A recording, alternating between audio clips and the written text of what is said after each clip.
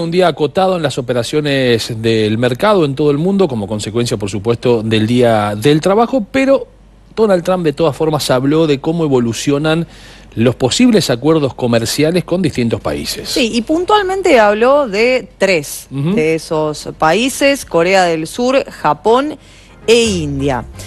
Sobre cada uno de ellos dio un detalle especial.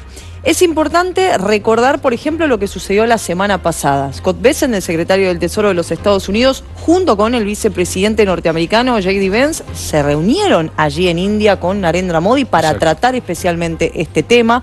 Por eso hablan de avances significativos. Hoy el propio presidente de los Estados Unidos dijo que están muy cerca de alcanzar un acuerdo con India. Sucedió lo mismo esta semana con el enviado especial de Japón, que también se reunió allí en los Estados Unidos con el secretario de Comercio de los Estados Unidos y con Scott Bessent. Y también sucedió lo mismo con Corea del Sur. Y dijo Scott Bessent que no va a ser un impedimento lo que suceda en junio, porque recordemos que en Corea del Sur hay elecciones en el mes de junio. Exactamente. Lo que hace Trump es ponerle algún paño frío, volver a mostrar la posición de los Estados Unidos como el menos afectado por las mismas decisiones que ha tomado el propio presidente de ese país. Los acuerdos van a llegar, dijo Trump. Sí, efectivamente, van a llegar, los haremos a los acuerdos, haremos los mejores acuerdos para los Estados Unidos, pero de todas maneras, dijo Trump, estamos viendo ya los resultados de los aranceles que hemos impuesto. Y ahí está en el graph lo más fuerte de lo que dijo el presidente norteamericano, refiriéndose a China. China nos estafó y por esa razón probablemente lleguemos a un acuerdo en algún momento con China, pero en la medida de los Estados Unidos, o a medida de los Estados Unidos. Fueron parte de las declaraciones que hizo el presidente de los Estados Unidos en un contexto donde celebró algo que recién hablábamos en el bloque anterior, que tenía que ver con la firma del convenio con Ucrania para la explotación de las tierras raras. Este es el contexto que se está moviendo hoy en el mundo en cuanto a la economía vinculada a los Estados Unidos, a los aranceles de Trump y a los efectos que ha generado en distintos países. Tenemos que hablar ahora de otro de los puntos centrales, ¿no? En estas negociaciones, en estas conversaciones, y es lo que sucedió hoy, la conversación telefónica que mantuvo el presidente de los Estados Unidos, Donald Trump, con su par de México, con Claudia Sheinbaum, hablando puntualmente de este tema. Pero si les parece, lo compartimos en la siguiente nota. Pudieron levantarse más tarde. Avances en el diálogo entre México y Estados Unidos. La presidenta mexicana Claudia Sheinbaum acordó con su par estadounidense Donald Trump continuar las negociaciones para mejorar la balanza comercial entre ambos países. Según el Departamento de Comercio estadounidense, en 2024 el déficit comercial de Washington con México aumentó 12,7% hasta los $172,000 millones. Lo que está muy interesado el gobierno de los Estados Unidos es en disminuir el déficit, que ellos llaman déficit con México. Y desde hace tiempo nosotros hemos estado planteando que busquemos la manera en toda la economía de cómo puede comprarse más hacia los Estados Unidos y nosotros, es decir, tener aún más comercio que el que tenemos de ambas partes para beneficio de ambos países. La conversación telefónica entre ambos se produjo a 2 días de que entren en vigor impuestos aduaneros del 25% a los componentes para fabricar autos, un sector vital para la economía mexicana y pilar del Acuerdo de Libre Comercio con Estados Unidos y Canadá, el TEMEC. Una muy buena conversación y aunque no hay un acuerdo específico, lo importante es que estamos trabajando en ello y hay un deseo por parte. Chema, me voy a jugar con los chicos. ¡Qué bueno! ¿Me transferís plata MP? Dale.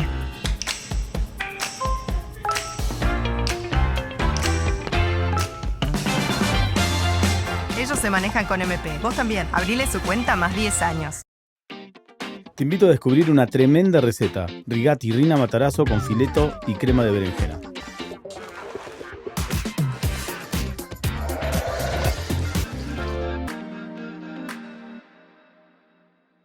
We don't want their product unless they're going to be fair with us.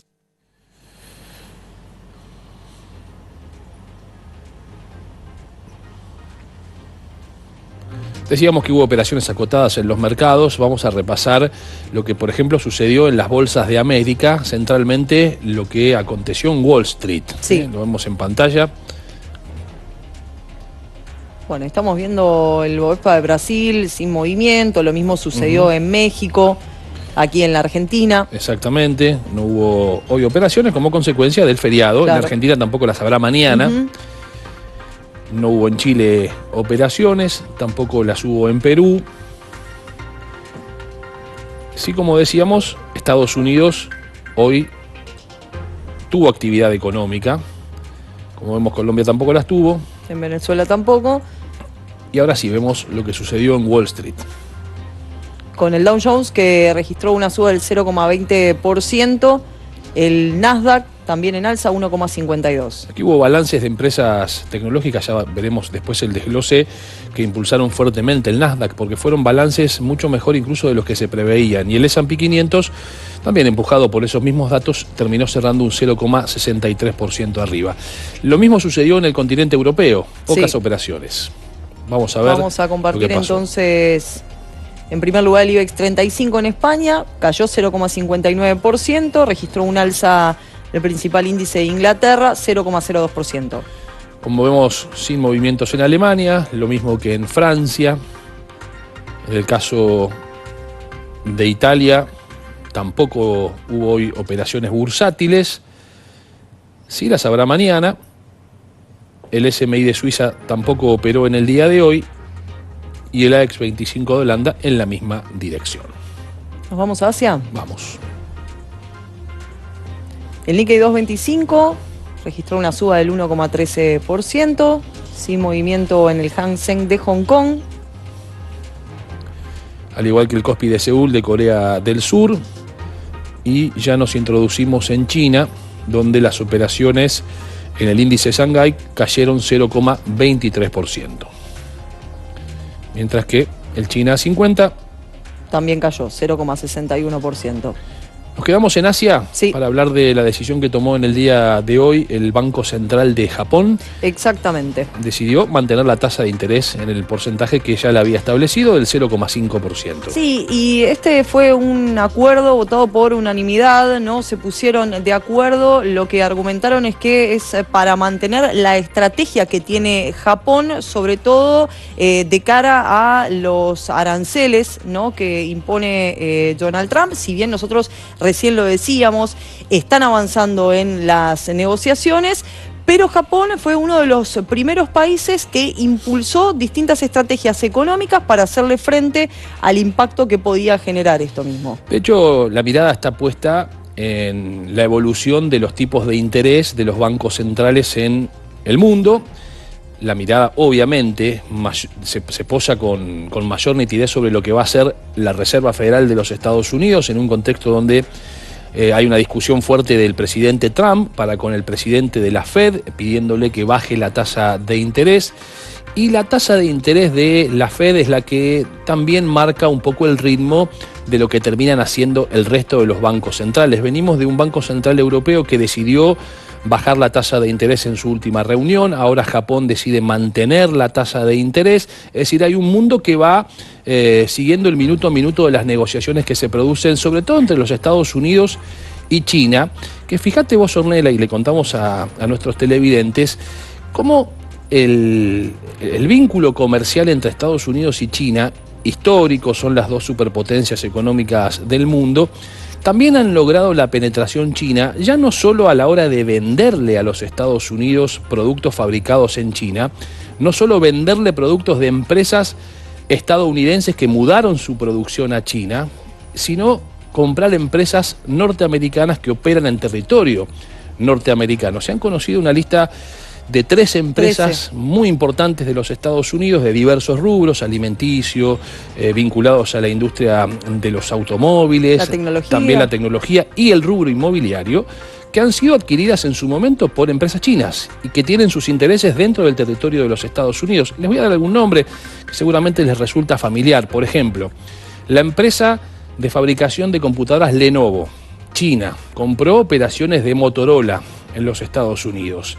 El hotel emblemático que hay en Nueva York, el Wolf Astoria, fue comprado también por una empresa china, al igual que otras cadenas hoteleras norteamericanas de siempre que han sido adquiridas por los gigantes de la economía china. Para mencionar algunos ejemplos de por lo menos 13 muy importantes. Sí, de los más destacados o por ahí los más conocidos, ¿no? Aquí en nuestro país, hablando de esas marcas puntualmente, pero son 13 en total en ese listado. Y me parece también importante porque hay una guerra, ¿no? entre estos dos países, sobre todo en el sector tecnológico. Y también muchas de esas empresas son de ese sector. Son de ese sector y también hay que observar la influencia china a la hora de haber adquirido empresas vinculadas al rubro agropecuario, alimenticio. Sabemos que China es comprador de productos agropecuarios de los Estados Unidos. Uno de ellos, sin duda, es la soja, que ha sido uno de los productos que más ha crecido en sus exportaciones a propósito de la necesidad de China de alimentar, por ejemplo, a los cerdos chinos como consecuencia de su aumento de consumo también. Es decir, hay una innumerable cantidad de elementos que no hacen tan fácil desprenderse un país del otro en cuanto a sus vínculos comerciales. Y hay un detalle muy importante que no tenemos que perder de vista. El mayor tenedor de la deuda, de los bonos, del Tesoro de los Estados Unidos, ¿saben quién es? La propia China. Compartimos la información vinculada al dólar aquí en nuestro país. Que por supuesto hoy no tuvo cambios, no va a tener modificaciones esta cotización, al menos hasta el próximo lunes. Claro. Cerró en 1.190 pesos el dólar oficial. Y el turista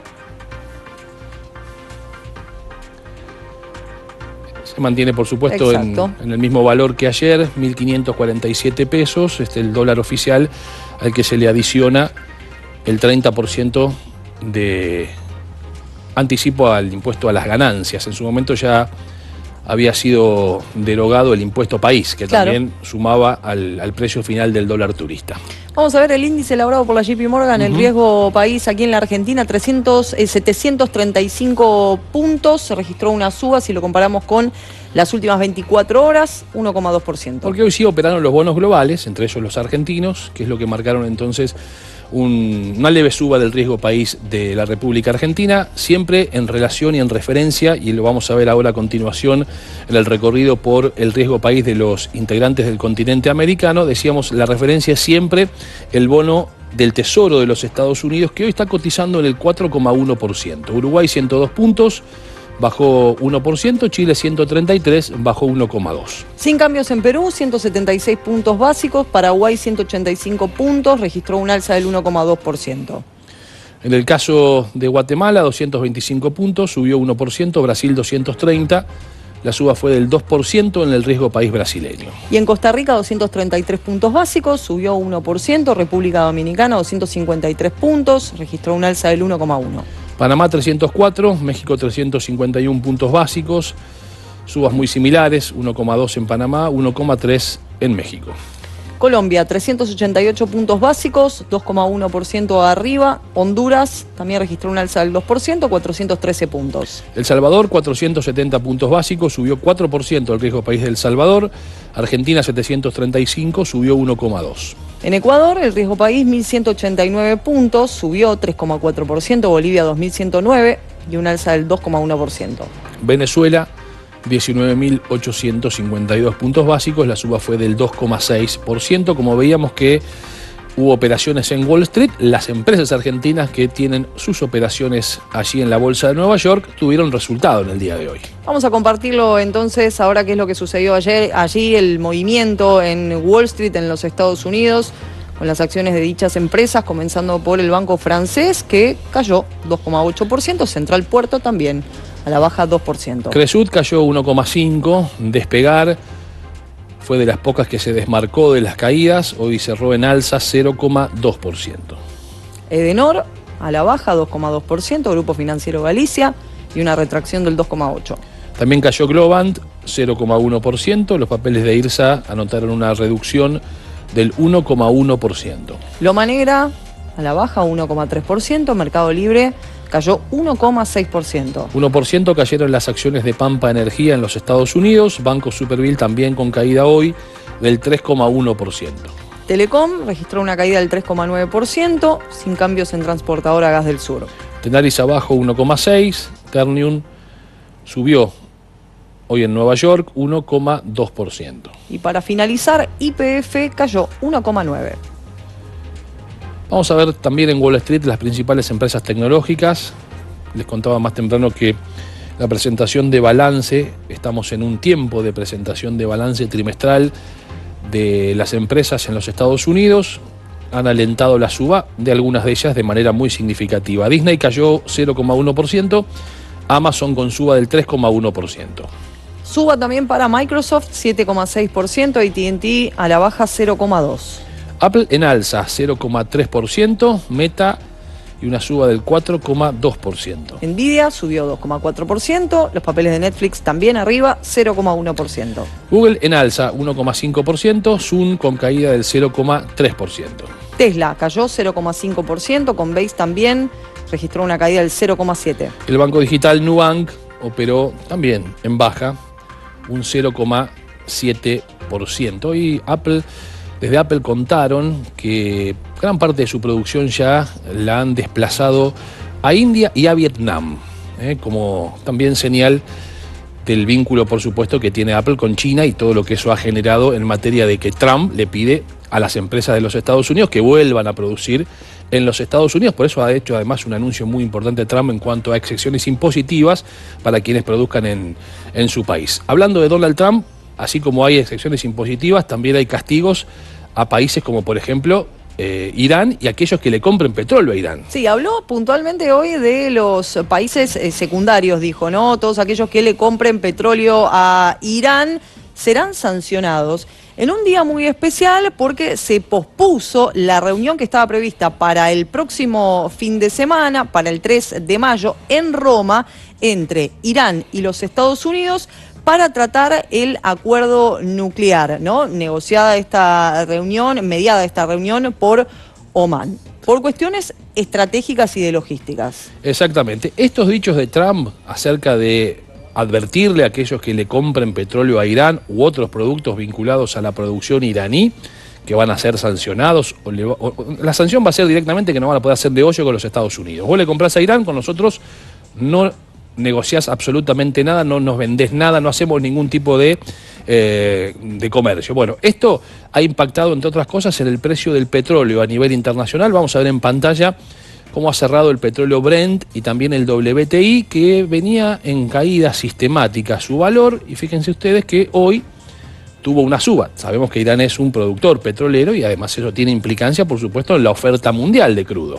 Bueno, aquí estamos viendo el Brent, que es el mercado de referencia europeo, 1,38% arriba, $61.90 el precio del barril. Hoy también subió el WTI, que es el precio de referencia del petróleo en los Estados Unidos. El crudo, $59.24, una suba del 1,77%. Vamos a ver el valor del oro. Vamos. $3.211.53 de dólar, 2,3% a la baja. Después de haber llegado a $3.500 la onza Troy de oro, veamos el Bitcoin y sus operaciones.